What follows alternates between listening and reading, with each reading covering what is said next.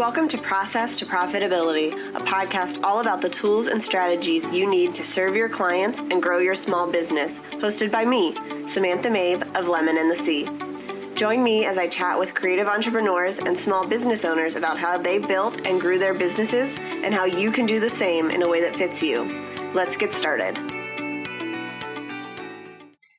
Welcome to episode 18 of Process to Profitability.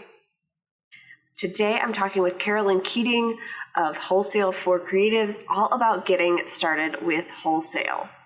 Carolyn has a 10-year background in wholesaling for other businesses, and she has translated that into helping small creative businesses get into retail stores and get their products seen by bigger businesses. Today, we're covering a lot of information that is mostly going to be aimed at product-based businesses, but there's some great tips for cultivating relationships and figuring out some pricing information if you are a service-based business.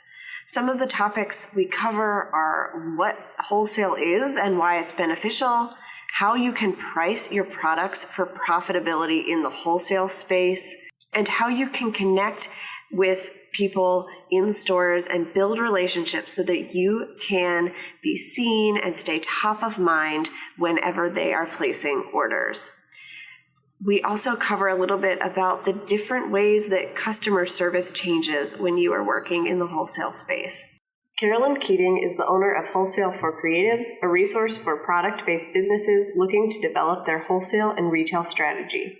Prior to launching her business, Carolyn spent a decade in sales with a New York City-based women's accessory company where she developed and sold products to retail chains throughout the country. Her mission is to educate small businesses about the industry's best practices so they can successfully compete in the marketplace and avoid making costly mistakes. So I hope that you enjoy this episode and that you are inspired to think of different ways to get your business seen and figure out exactly what you need to do behind the scenes to get to those big goals. Hi, Carolyn. Thanks for joining me. Hi, Samantha. Thank you so much for having me. I'm excited to talk about this topic, but before we get started, why don't you tell us a little bit about who you are, where you're from, and what you do? So I originally grew up 20 miles north of New York City. And my dream, even as a child, was to work within the fashion industry. And I went away to college, came home, and started living the faux Carrie Bradshaw life. It was so not as glamorous as she made it out to be, but I was doing the commuting and working at fashion companies. And then I transitioned from a menswear company to a women's accessories company. And that's where I spent just about 10 years of my career selling and working for them, selling our products to stores big and small throughout the country. Now I live in upstate New York in Saratoga Springs, so I'm about 30 miles north of Albany, with my husband and my handsome dog. We moved about 5 years ago after my husband got a job transfer. So it was the first time that I was ever out of my element. And it's really what catapulted me into launching Wholesale for Creatives. Awesome. So I know a lot of our listeners are service-based businesses, but we also got a lot of product-based businesses. So this topic is going to be really useful for them. But can you explain what wholesale is and why a product-based business might be interested in it? Yeah. So wholesale is essentially when you, as a product-based business owner, work on special pricing. So you can sell to a retail buyer who may own one store, may own two stores. It could be a buyer for one of the national retail chains. And you sell your product to them. And now they are carrying what you make on the shelf in their store. And you're reaching all these new customers that might not have found you otherwise, whether you're living on Etsy or selling through your own store, because it's just expanded your reach so much more. And I love it because it's a totally different take on business. You know, selling direct to customer is awesome. I love the one-on-one and the interaction and the customer service, and you get so much feedback. But when you go into the store and see your product on the shelf, there is no better feeling and that validation of I made it and people love my product. It's just so cool to see it sitting there. And it's even more exciting when a retail store or buyer reaches back out to you and is like, hey, I know I ordered 12 mugs from you, but I sold them all already and I need more. And you're like, oh my God, this is amazing, because you're just making money now without having to redesign something new and all the process that goes into creation. It's just this awesome way to scale your business when you own a product-based business. Awesome. And I feel like a lot of stores that we've seen lately have been going more towards, reaching out to these smaller businesses and getting their products in the stores. Rather, like at Target, there are these smaller businesses you see featured instead of it always being the Target brand things that are available. Yeah, now has got to be one of the best times to to own a creative business, to be a maker, to be putting products out there, because just like you said, there are all these big stores now that are looking to differentiate themselves in the marketplace. And when everybody's doing more of the same, that's not super exciting. So let's just take Target and Walmart and say they are both selling mugs. For some people, a mug is a mug and they just want to drink their coffee out of it. They could care less about, is it pretty? Does it have something cool written on it? So how these businesses are differentiating themselves, the Targets of the world are now partnering with these small independent makers, and they're getting this product that nobody else has. And it's building the credibility of this small maker. I mean, think of like Sugar Paper, right? I mean, they were great to begin with. They landed a deal in Target and they blew up. So It's just, on the one hand, the big retailer can do so much for small businesses like street cred. And then that small business has this whole new platform of exposure that's going to bring new people to their website and start buying from them personally, and not always going to Target or to some of these other stores. It's amazing. And all of these businesses are trying to be like, hey, retail, and you keep hearing about how retail and wholesale and stores are closing in the malls and everything. And another reason that these stores are going to small makers, again, it's really just to get something new and different that no one else has. So people still continue to shop with them. Right.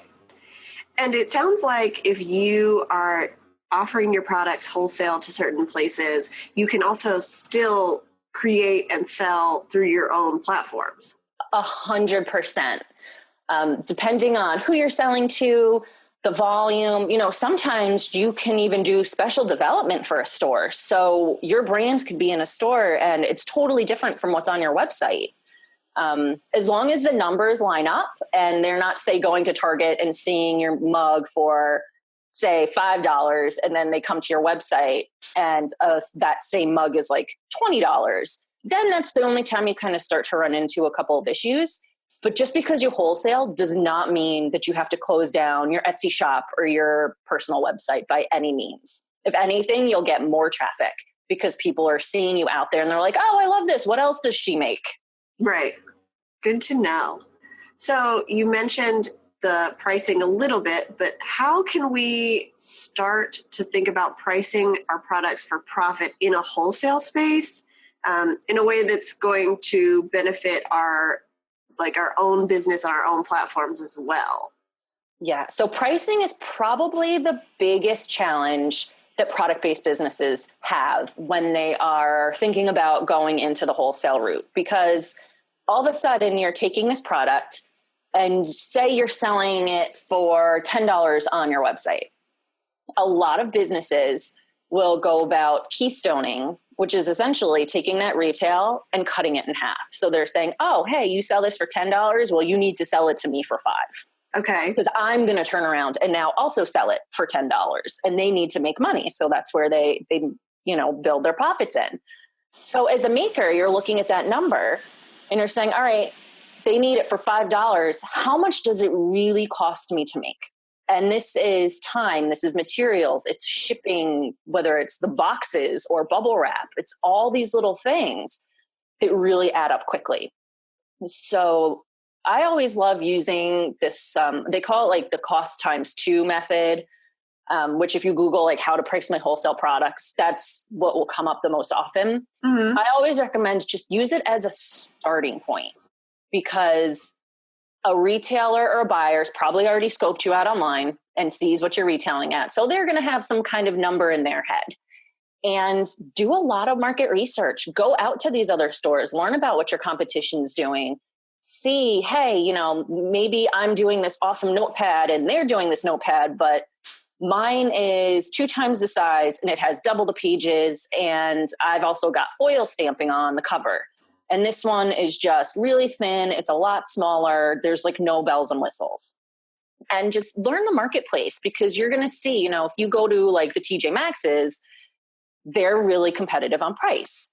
But you go to a boutique in town, there might have something that's going to be higher priced. So learning as much as you can about the marketplace and then deciding in the scope of everything where you want to live is probably the best way to tackle it. Because one of the ways that I see people trying to price their products, that's probably the worst idea, is what I like to call crowdsourcing. So that's when we go into the Facebook groups and we're like, hey, I need to price this. What do you think it should be? Right. And all of a sudden now you're getting bombarded with all these different answers. Some of them you're going to feel awesome. You're like, oh, hey, someone would pay me $20 for that. That's way more than I was thinking. Other times you're going to be like, wait, they want me to sell it for $1? I don't understand. And then you'll feel kind of like crappy about yourself, right? Because you're like, right. Well, we're so far apart. I don't understand why they think, is it my design? Is it my style? What don't they love that they're only giving me this value that's so low? And the biggest problem with crowdsourcing is you don't know who these people are. So you're probably not talking to your ideal customer. And you know, speaking to your ideal customer and getting to know them inside and out, that's where you're going to get some of the best information. But even doing that, everybody likes a good deal. So if I see something that's I love and someone's asking me for a price and I'm like, well, I'm totally going to buy that. I wonder if I can get her to do it like lower so I can save some money. So you gotta like, it's a very like, take everything with a grain of salt, but just immerse yourself, like shop stores, pick stuff up, make notes, take pictures on your phone and compare stuff. And sometimes it's very apples to apples. Sometimes it's like apple to banana and they're not even close, but you can still pull different pieces and you'll organically start feeling a number that feels right. And then you'll plug that number in and see how it works with your costs and everything else and your idea of like your retail pricing. And you'll almost be like working backwards to formulate your own plan. Because sometimes when you just do that like cost times 2 method that everybody talks about, you will lose money off the bat because there are always going to be things that pop up. So my best advice when it comes to pricing, do a ton of research, start with a number, work backwards from that retail to set your wholesale price. So whatever that retail is, slash it in half, then take that price and work it back to your numbers and see how much profit you're going to be making. Does it make sense at this price? Is there a number that would be better? And then kind of make the running adjustments from there. Right. And it sounds like that's where you have to know how much it costs you in dollars and in time to actually make your product, because you know whatever you're making, it's not just the cost of getting that thing produced, it's also a lot of your time to produce it and to package it up and ship it out and all of that you have to include in there as well, or you're going to miss some of those things and actually not end up making the profit you thought you might.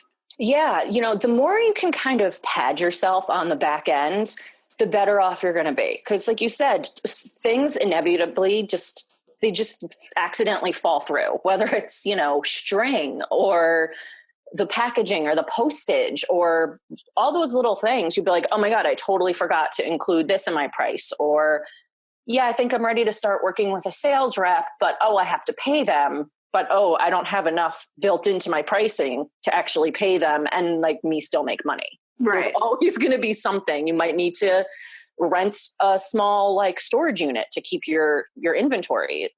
there's always going to be something that's going to be popping up. So the more that you can kind of pad yourself and give yourself a little wiggle room versus adding up everything. And you're like, all right, my costs are at $4.98. I am totally good to sell this for $5.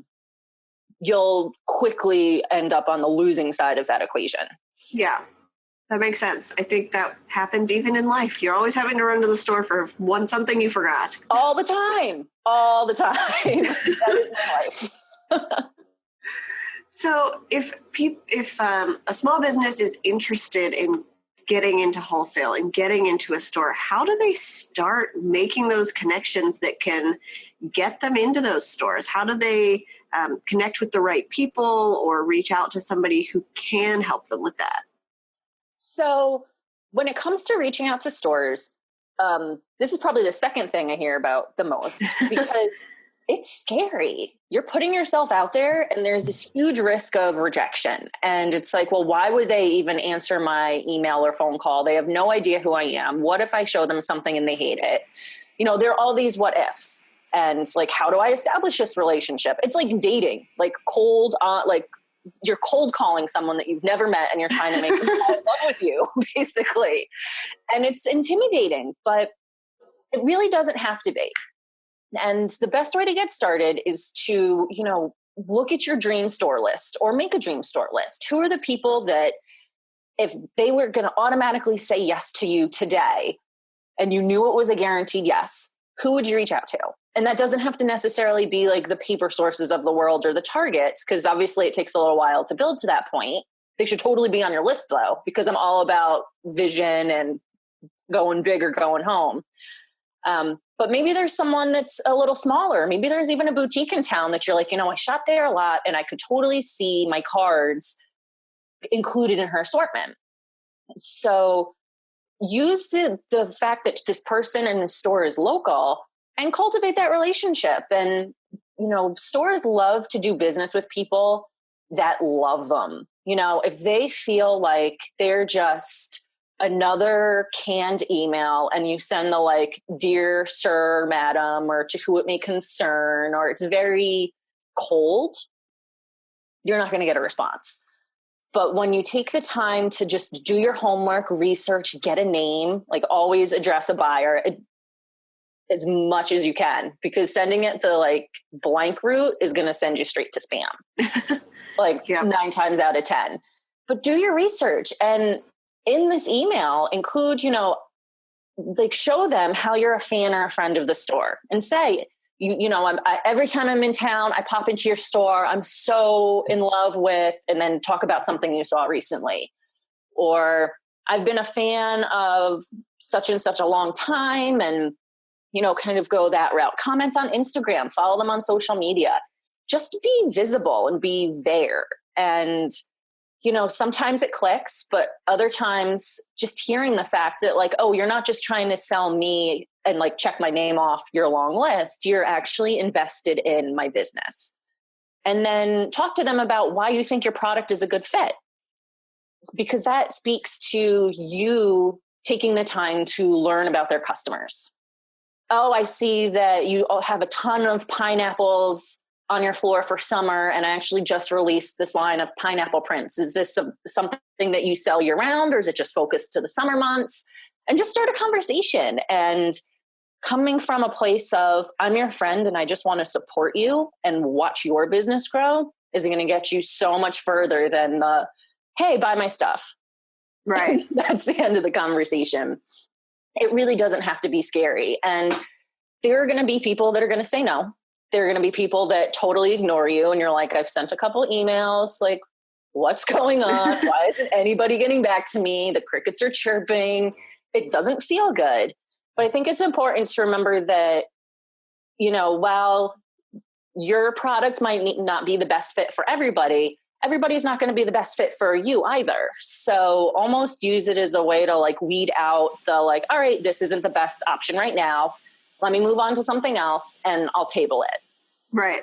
And just keep going out and putting yourself out there, and it will happen.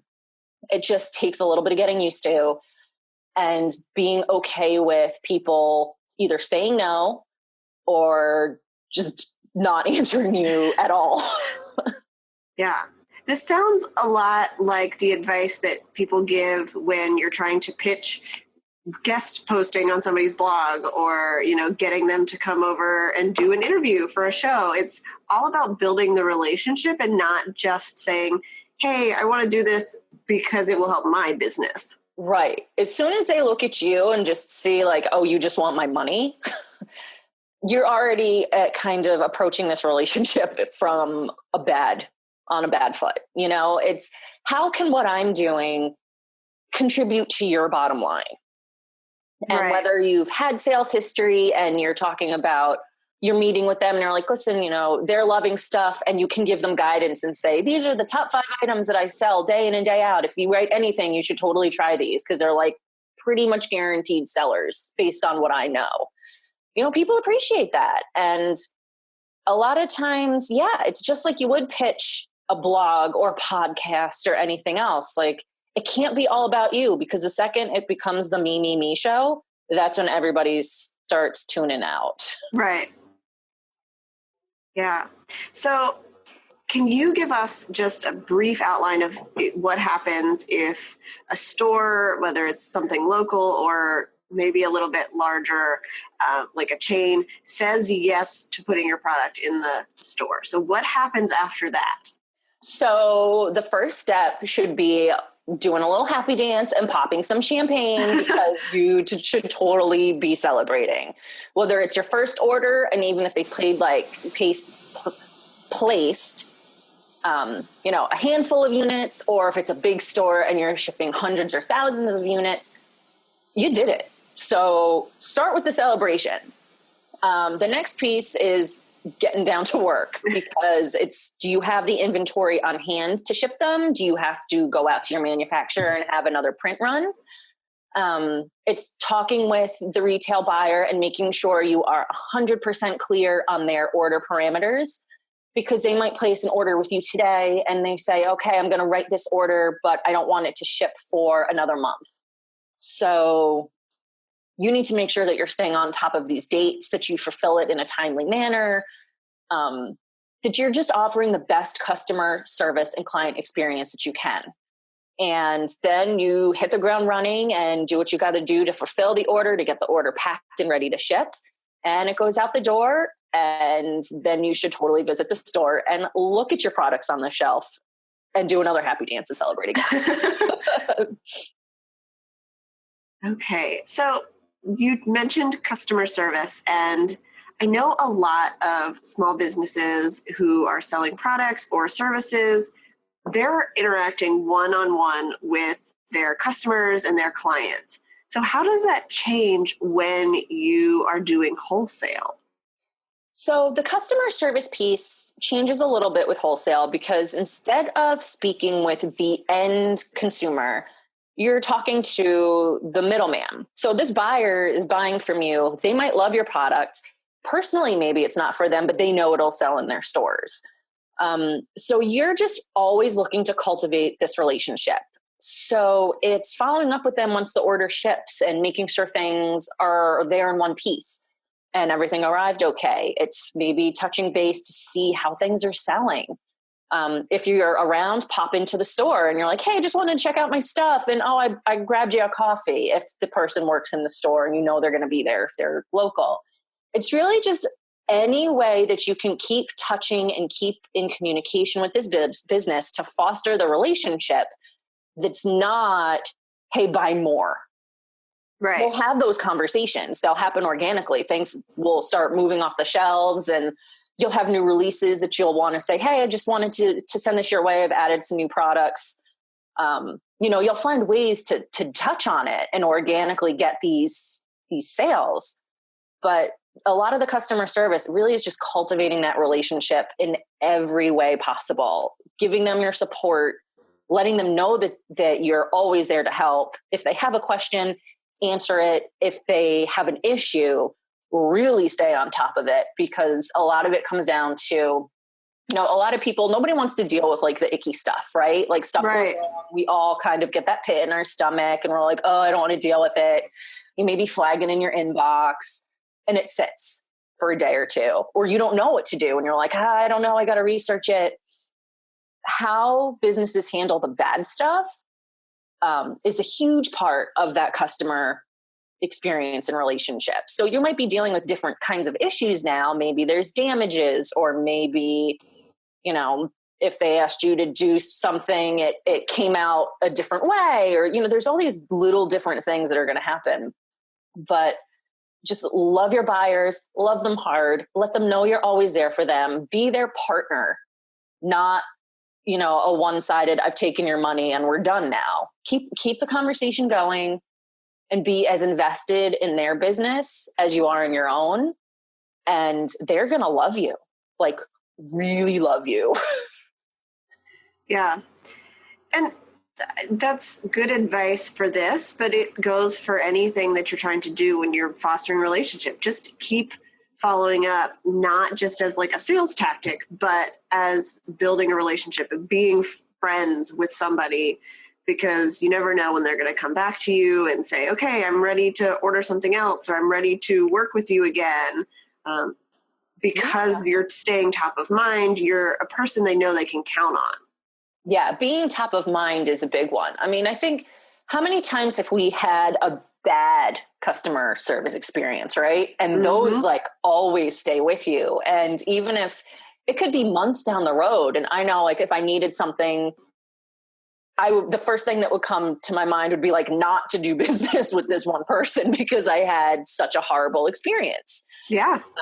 And I think sometimes the experience falls short when it's like, I've collected my money, the product has been shipped, we're done until this next financial interaction happens. And that's where a lot of product-based businesses will lose customers, and their business won't be as successful as when they just take the time to really cultivate those relationships. Yeah, that's good advice. I maybe should have asked this question earlier, but is there anything that a product-based business should have in place or should have reached before they start considering getting into wholesale? Yeah. So knowing the numbers is a biggie. So having your pricing prepared for wholesale is huge, because if you try to work the other way and get the orders and then back into the pricing, you run the risk of being in a position to have that conversation of like, oh yeah, I know you kind of thought this, but really I have to do this. And it kind of just starts the whole relationship out on an icky foot. Yeah. The other big thing would be having a decent sized SKU count. So you don't need hundreds, but anywhere from like 20 to 30 different SKUs is a great starting point, because it gives buyers enough of an option. Because when you're setting up these wholesale order parameters, you're going to have a specific number in place, like order minimums for opening orders. You might have to hit, say, $150 or $200. Reorder minimums, you might hit a dollar amount of, say, 75 to 100.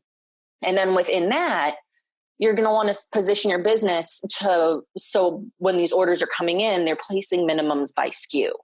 So they might have to do 3s of an item or 6s of an item, because otherwise you're going to run the risk of having to do all these one-off prints, right? Which could potentially cost you a lot more in the long run. So having enough of an assortment for buyers to put together a buy that's different enough and tailored to their needs, I think is really important. And if you're saying, I want to start wholesale, but I've only got like 5 cards right now, yes, you might get an order or two, but if there's one or two of those prints that doesn't speak to your buyer, it's going to be a lot harder for you to get that order, because they're saying, all right, I only like 3 and your minimums are 6 of each, but now I'm still under your dollar minimum. And so it almost starts creating these different scenarios that you'd have to work through. Whereas if you have all the SKUs, there's a much bigger pool for people to create their own assortments that are unique to their stores. Right. And it sounds like you should probably have some sort of manufacturing that can handle the type of orders and the amount of these orders that could be coming in.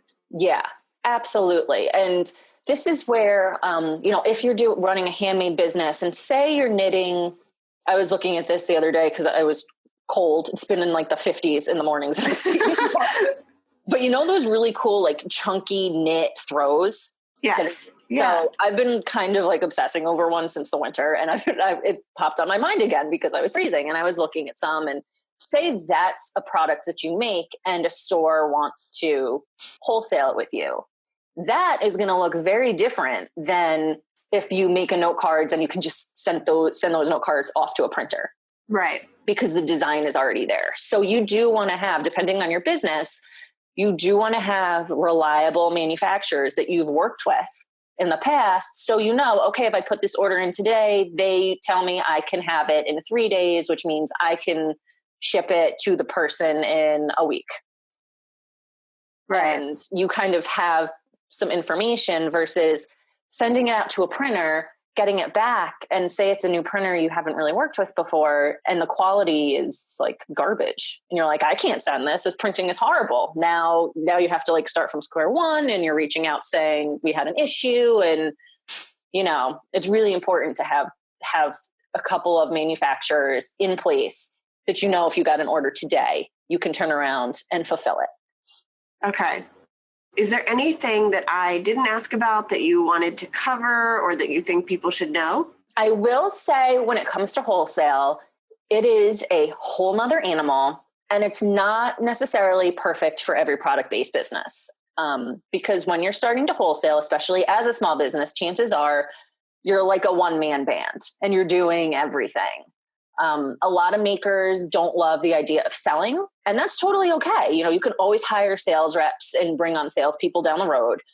But I think as a maker and a product-based business owner, it is important to be really involved in all these facets of your business to understand them on a really, really deep level.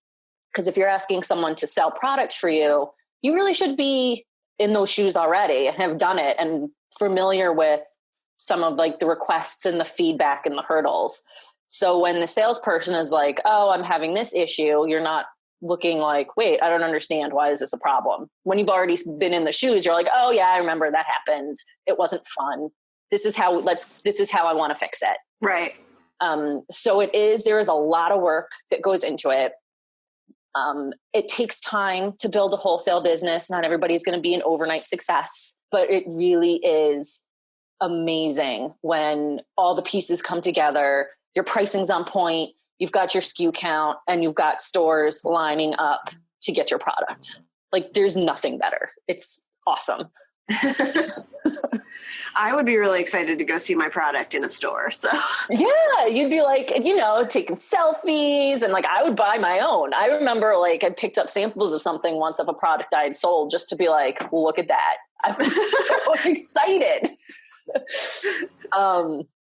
Yeah, it's awesome. It's hard work. It's different work than selling direct to customer. There's a lot of time involved. But if you really work to set the foundation first, you're going to set yourself up for success. I think the businesses that run into the most kind of struggles are the ones that just went all in without taking time to work through the numbers and do the research and set the foundation. Because as soon as you have to back into things, that's when, you know, that profit is eaten away, and all of a sudden you're like giving away money that you didn't anticipate on giving away. Right. Because the processes and the systems just weren't in the right place to begin with. Yeah. Okay. So I have a couple of questions that I ask everybody at the end of the interviews. And the first one is, how has serving your clients well been so important in your business? Oh, so when I got into this business, I kind of got into it by accident. So I spent, I mentioned I spent 10 years in women's accessories, and I started hearing, I'm in Facebook groups and I'm hearing about people making these mistakes, and they're things that I just learned through being in the industry. And I certainly made mistakes. Some of them were super expensive mistakes and they cost a lot of money.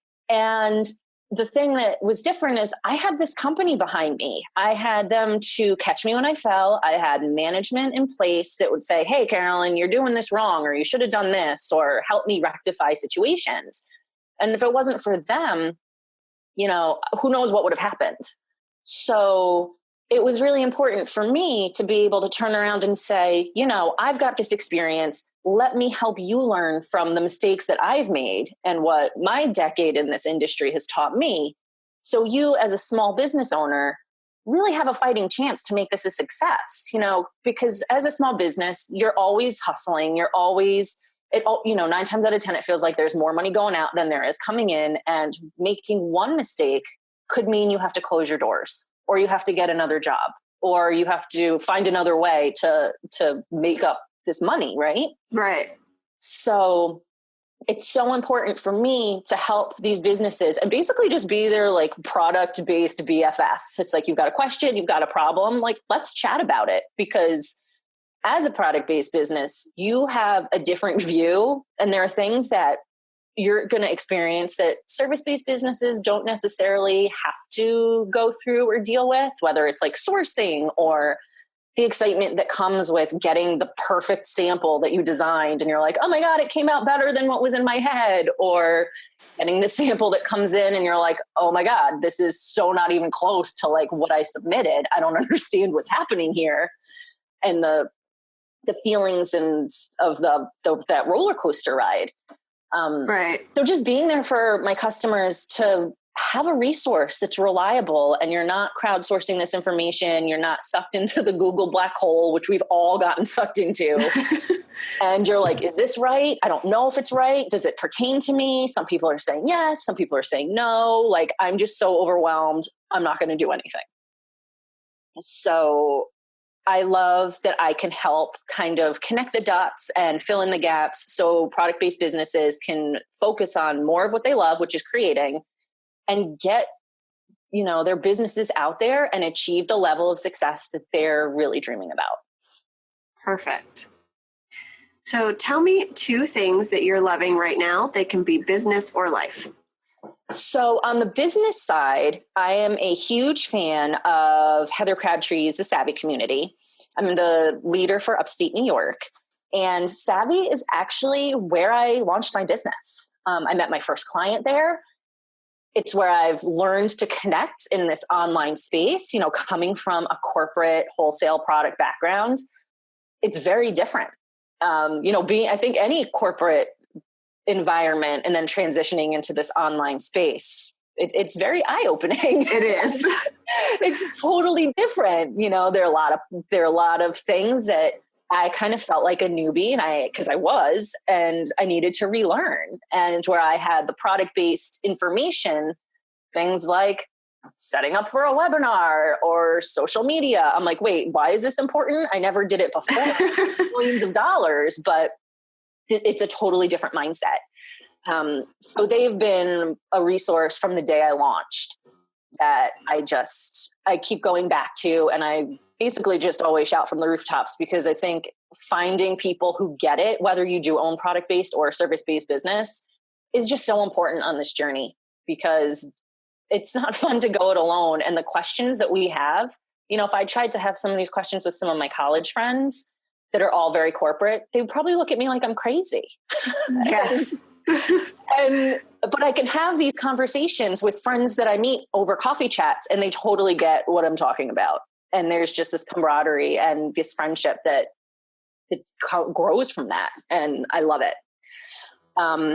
So another thing that I've been super loving lately is this app that helps me plan my meals. It basically keeps my family, being me and my husband, fed, because in the scope of everything, I have to cook dinner. Like my husband goes to office every day, he comes home, and I'm like, all right, I work from home. I probably should be able to get food on the table. It's called Plan to Eat, and it literally lets you go onto Pinterest or food blogs or anything, and you can download the recipes, and then you can drag and drop them into a calendar. So I can plan like to the ingredient. It'll be like, you are using 1.5 cloves of garlic this week. And I'm like, okay, that's good to know. And it just helps me streamline that part of my life. So when I have to function for my family, I can do it with less overwhelm. Yeah. Because just being like, what are we doing for dinner tonight? Oh, what's in the cabinet? Oh, nothing, because I didn't buy anything because I didn't plan in advance. Like, it's helped me, eat healthier, really minimize waste. Because for a while I felt like we were just buying stuff. I'd never do anything with it. And then you see it expired and growing things in the back of the refrigerator, which was always fun. And you're like, oh man, now I wasted $5 on this. And like, that adds up really quickly. Yeah. So that has been my go-to like lifesaver. And I can't get enough of it. I'm like on it every day just to add recipes just because it's fun. So it's like pinning on another level. I'm going to have to check that out. If I don't meal plan, we are like scrambling to find something to eat. Yeah. And it's the best part is it's not like a traditional app. It's actually a desktop program that you can then download the shortcut to your smartphone. And I believe they still do. They did a month free trial to let you test stuff out and get used to the platform. And then it was something like $30 for the year, but legitimately the best money I have ever spent. Even on Pinterest, you're like, I'll save this for later and this looks cool. And you kind of just bank them. This at least imports it. And I'm like, all right, I am going to make that fantastic dessert tonight. And I'll put it on and I'll get the ingredients and I'll actually do it. Instead of being like, what was that thing? I remember I saw it. It's one of my like 900 secret boards. I don't remember it. Yeah, totally check it out. It was like life-changing. Okay. And I will link that in the show notes as well so other people can check it out. Yeah, I'm obsessed with it. It's awesome. So what are you excited for that's coming up in the future? What are you working on? So right now I'm actually in the process of finalizing an e-course for perfecting your product pricing. So it takes a little bit of what we talked about and just goes really deep into teaching you like this retail math.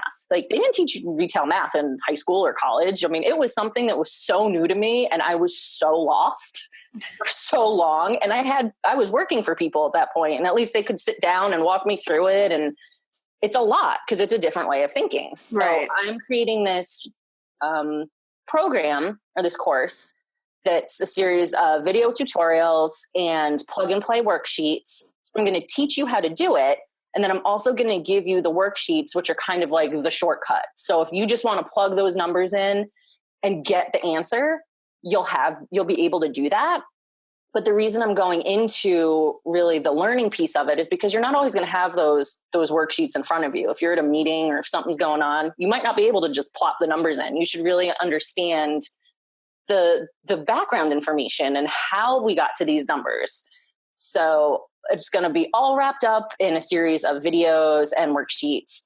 So it's super easy, broken down, so you can perfect your product pricing and take the next step in your wholesale business.